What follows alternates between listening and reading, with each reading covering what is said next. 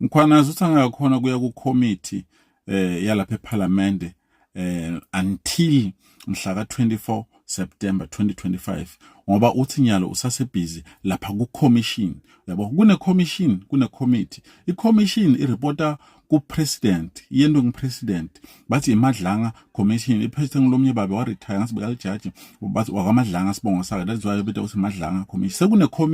committee ireporta eParliament but bonke bafuna liqiniso kulendo leyakhuluma ngomkhwanazi emva kokuthi umkhwanazi abale ukuthi kune corruption lekhona lethinza nabo minister Mchunu ngabo. So lokho ukuthi athena akatholakala till mhla ka 24 September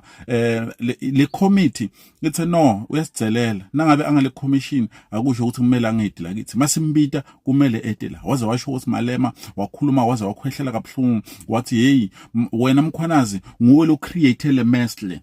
and then masikufuna kumele ube la mkhwanazi kumele size simsamone nangabe akafuni kudala yabona bafile vele wabonakala Malema ukuthi no lenzaba le ngathi ngiyindzaba lemenda ukuthi aze ehle nasemtimbeni ngoba senze wakhuluma mkhwanazi ubonakala perhaps ngathi sewehlile yonke indzawo emotweni nasemtimbeni yabo nemavote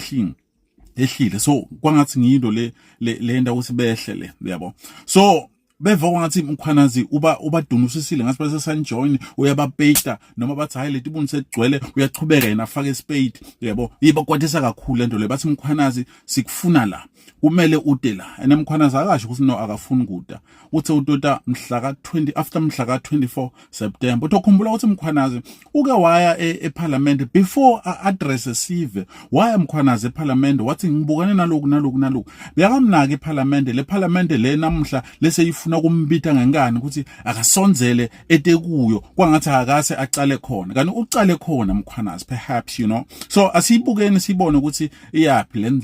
lenzaba maybe nase bayilungisile nalabanye abantu baphenza babuye baphakame futhi emtimbeni babuye you know perhaps